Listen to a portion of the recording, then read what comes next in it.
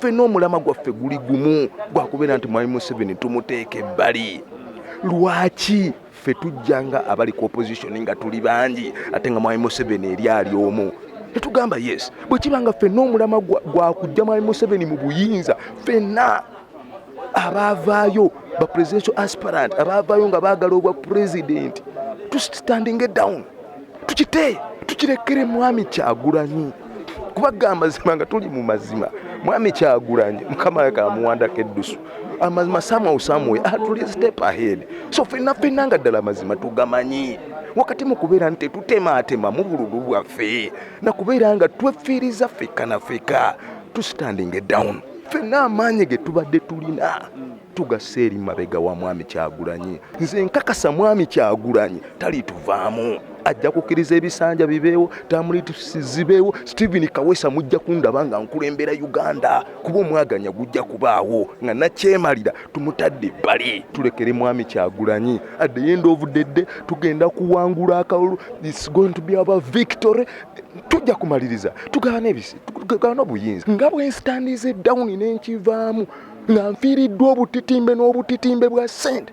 Naye wakati mu kwagala enkyukakyuka oyo yenayina n'agaanirayo n'asigala mbwambwe candidate, mumuboole, mumukolimire, mumuboole, mumanye bumanya nti abo President Museveni bwe bawadde ssente, President Museveni bwe bawadde ssente bagezeeko okubeera nga batataaganya enkyukakyuka y'eggwanga lino. Wano wenyimiridde wennyini nyimiridde n'omukulu Stephen Kawesa era nga no President wa Youth Power.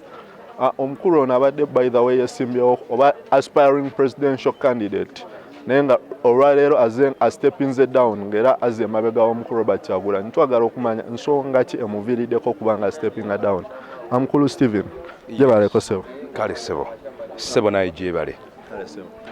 Amannya gange nze Stephen Kawesa era nga yenze president wa Youth Power, komando w'okuntiko wa Youth Power.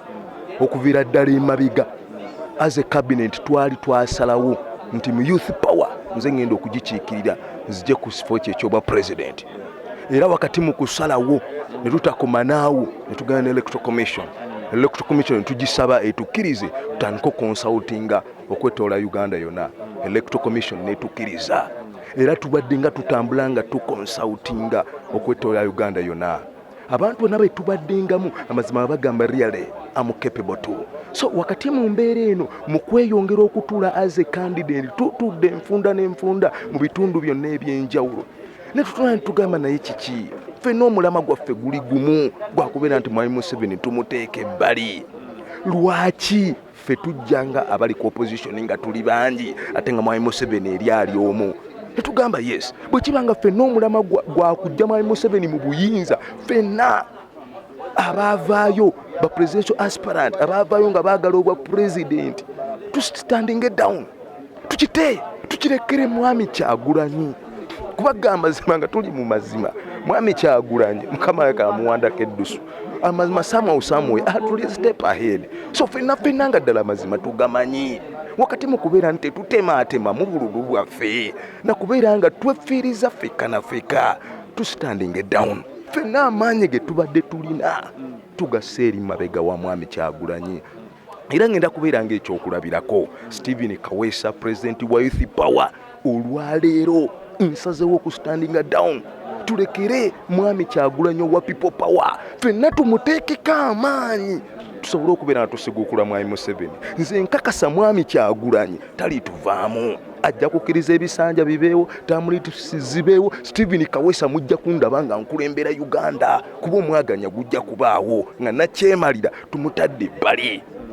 Tugenda kulembera Uganda eno kuba kikyuka ekigiremeseza obutakyuka bw'obukulembeze. Era ensonga lwaki Uganda eddiridde nnyo emabega, bainvesita bangi nnyo abandiyagadde okuinvestinga mu Uganda okuteekamu ebintu ebinene naye batya olw'ensonga nti obukulembeze tebutereeranga, bulimu nakyemalira yeyagaliza yekka. So twetaaga mwami Kyagulanyi tumuteekeko amaanyi tutambule naye okwetoola Uganda yonna nti bannaye wuuno. Kuba kati nze Stephen Kawesa Youth Power yonna nangirira nti buli ali mu Youth Power ali emabega wange. ffenna tudde emabega wa mwami Kyagulanyi. At the end of the day mwami Museveni tugenda muwangula ate ne kigenda munafuya buli ajjayo empapula presidential aspirant wanika ugambe nange ndi mabega wa Stephen Kawesa. Amazima ffenna tu standing down tulekere mwami Kyagulanyi. At the end of the day tugenda kuwangula akalulu. It's going to be our victory.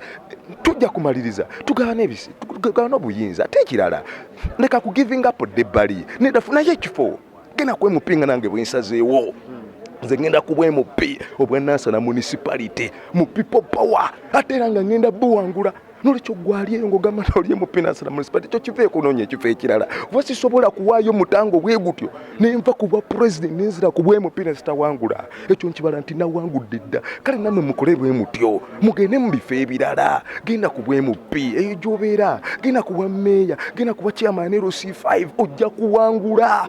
Lwaki ogenda kuba owaddeyo omutango munene nze sente zintaddemu mpitirivu okwetolera Uganda beto kifumiitirizeemu omuntu abadde ku bwa pulezidenti asobola kubanga essaawa eno ataddemu kyenkana ki. Robert Kyagulanyi talina sente zasobola kugamba nti nampa. Nkimanyi Museveni alina ebisawo n'ebisawo bya sente naye tetuli afuta mane ffe tuli afuta nkyukakyuka. Mwami Museveni ebbanga lyonna nga gyagamba nti leaders of tomorrow, this is the tomorrow. So twegatte ffenna tugatte amaanyi gaffe tugateeka eri mwana Kyagulanyi tusobole okusigukula mwami Museveni. Mwami Museveni nkugamba ebigambo bino gw'onoowulira nti ddala buli opposition candidate azzi mabega wa mwami Kyagulanyi badde nga wandiwanise buwanise nebyokulonda ne bitabaawo n'ogamba nti bannaye omuvubuka akoze ki. Ampangudde mwami Kyagulanyi ajja akulembere alina ekirala n'amagezi genkuwa nze akakodyo ke nali nina keek'okubeera nti ngenda kubeera supreme ruler akulembera paka kufa. Supreme ruler oforminga supreme council gwoba otwala ba pulezidenti mwami Museveni omukisa okyagulina burangirira kyosigadde supreme ruler ekyo kikumala bumazi ffe tutandika okwesimbawo nga ffe otubere nga igwa kulembera ba pulezidenti gwo mukisa ogulina okusinga okudda mu ntalo ezitajja kugwa kuba okaddiye. Amazima kugamba tokyali kiyinga bwe wali wakati mu kubeera nti kumpi ogenda nofuna ega pressure obeera ku stress buli kaseera kiveemu abavubuka tutuuse tusobola okiddukanya. Mukulu Kawesa singa ovuddeyo nowaayo ekifo kyo nga presidential aspirant no stepping down singa banno bano abalala bwe mwagenda okugjayo empapula bo tebavaayo magezi kigoba bannayuganda mbagamba bwe nti ntandise ekintu kino nga nkitandise nakwewaayo nze ne stepping down nensaba buli opposition presidential aspirant eyavaayo najjayo empapula naye stepping down. Buli anaagaana okulemerayo n'asigala mbu naye is opposition mbu naye president eggwanga yonna mbagamba oyo mumubuule mugenda tegera butegezi nti byebo Museveni bajjawa ssente bajje balwanyise obutakyuka bw'obukulembeze kaddamu ako nga bwe nsitandize down n'enkivaamu nga nfiiriddwa obutitimbe n'obutitimbe bwa ssente naye wakati mu kwagala enkyukakyuka oyo naye anaagaanirayo n'asigala mbu amwe candidate mumubuule mumukolimire mumubuule mumanye bumanya nti abo President Museveni bwe bawadde ssente bagezeeko okubeera nga batataaganya enkyukakyuka y'eggwanga lino. Ate n'ekirala nkugamba gwagenda okulemerayo amazima ogenda kuswala ogenda kutambula nga tokyalina w'osobola kudda kuba nze mbadde ekyokulabirako nvuddeyo gwani atavaayo ddala bw'obanga osigala ogamba mbu nkyukakyuka ffenna tubeere emabega wa Kyagulanyi ffenna tuteeka amaanyi emabega wa Kyagulanyi tujja kusigukula mwami Museveni. At the end of the day obuyinza tujja bugabana. Mwami Kyagulanyi tayinza kutuvaamu n'atalekaawo ebisanja biba bijja kubeerawo ajja kulembera ebisanja bye nga biibyo Stephen Kawesa nange nkwate naawe ali eyo ya stepping down record zisigalayo nti wamulekera naawe ojja kukwata obuyinza tujja kunyumirwa eggwanga lino.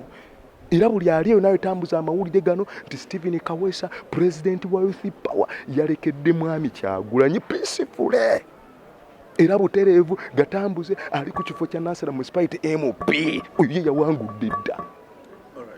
Toyanza nnyo Mukulu Kawesa. Oyo omukulu tubadde twogera muno omukulu Stephen Kawesa abadde aspiring presidential candidate naye nga kati essaawa zino eno so wansi na stepping down era nga agenda kujja ku kifo kya bwa MP Nansana municipality. Ndowooza ekintu bwe kityo ndowooza right now kye twandibadde nga twetaaga kuba mu kisaawe mubaamu ttiimu bbiri, so basically bw'obeera omanyi abannabyamizannyo ekyo ekintu mukimanyi mu kisaawe tubaamu ne ttiimu bbiri, so kati ne ku mulundi guno ndowooza ekityo bwe kyandibadde ne tubeera ne bakandidate babiri, then awo tewajja baawo alina kyakwekwasa nti oba gundi yakola bwati gundi yakola bwati, tujja batumanyi ffenna ekivuddeyo. Naye nga n'ebigambo ebyo Dambale gemanya gange omukutu obadde ku munno, weebale nnyo, teweerale subscribinga, genda ku Facebook typingamu munno, ojja kuba nga page yange ogigwako, giliking ya videos ez'enjawulo ojja kuba nga oziraba. Mwebale nnyo, mwebale ddala, mweraba.